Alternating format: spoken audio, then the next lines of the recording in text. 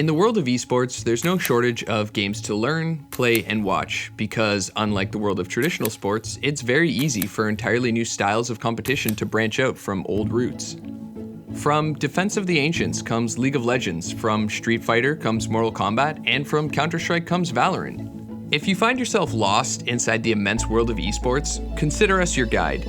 These videos are going to break down the absolute basics of the esports so that you, or maybe a boomer, an older family member, can understand them. Today, we're talking about one of the newest, flashiest, and fastest rising esports around, Valorant.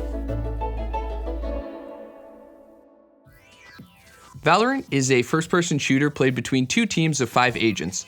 That's right, just like Overwatch or Apex Legends, this game has characters or agents you can pick, each agent having a stable of dynamic abilities. But hold tight, we'll get to abilities later. Right now, here's what you need to know. Each game, 2 teams face off on a map that usually has bomb sites labeled A or B. There is one map with a third C site, but don't sweat it.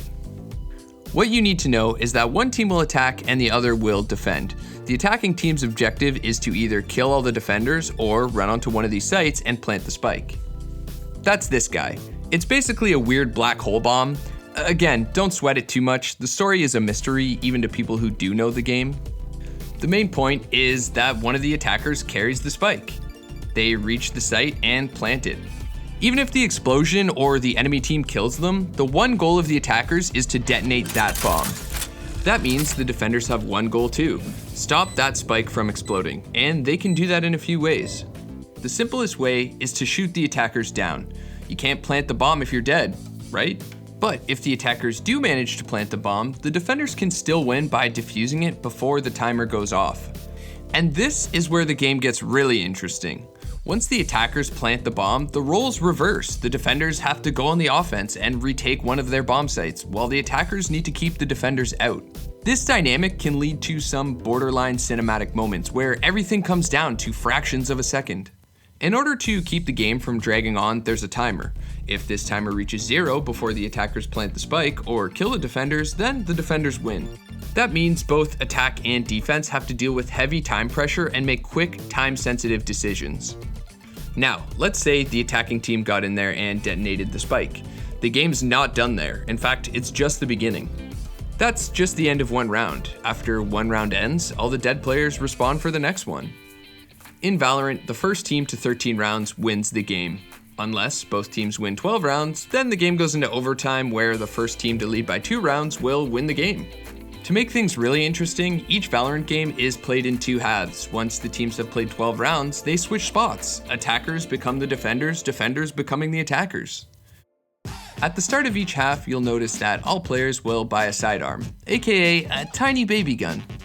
This is what folks call a pistol round, and it's where both teams only have the credits or money to buy smaller guns. That's right, in Valorant there's an economy. But don't worry, you don't need an economics degree to understand this one. Each player will gain money for certain things like kills, round wins, and spike plants. That money carries over into the next rounds, up to a cap of 9,000 credits. Before every round, both teams have a bit of time to get set up and to buy one of 3 things.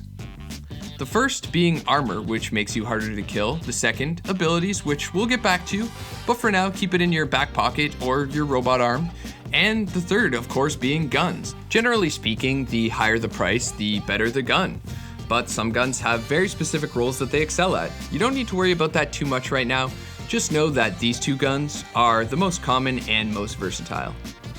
Now, here's the cool thing. If a player survives the round, they're also able to keep their gun, which means they don't have to spend nearly as many credits the next round.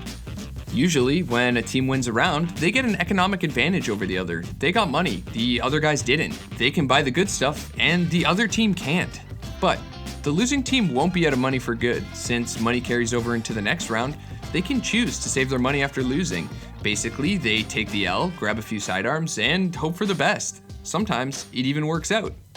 When a team with baby guns beats a team with big guns, it's a pretty big deal. That's because you're allowed to pick up an opponent or a teammate's weapon if they die. It's like I learned in my economics class, the best gun is a free gun. I haven't taken an economics class in years. Anyways, since an economic advantage can snowball quickly, Valorant also has a loss bonus, basically a chunk of change added to the pot that gets bigger as a team's losing streak gets longer. To completely level the playing field, Valorant also resets the economy each half, bringing everyone back down to 800 credits and making both teams play a pistol round. Okay, almost done. Not too bad, right? Now, get your pencil and your robot arm because it's time to talk about the final piece of the Valorant economy, abilities. That's right, we're coming back to Valorant's characters, or agents. Each of these agents has unique abilities and a whole lot of personality. Each ability helps with different parts of the game, like flashbangs to blind opponents and rush into sites, or smokes and walls to cut down the opponent's vision and help you defend.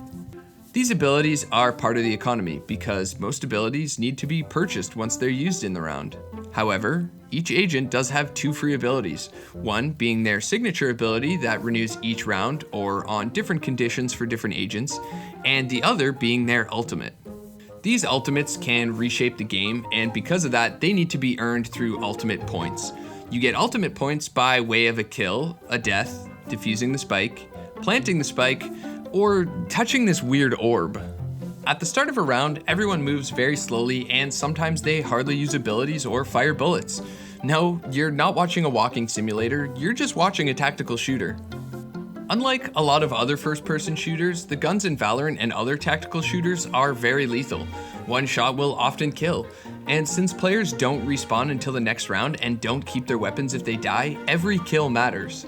So, Valorant is as much a game of strategy and information gathering as it is a game of shooting.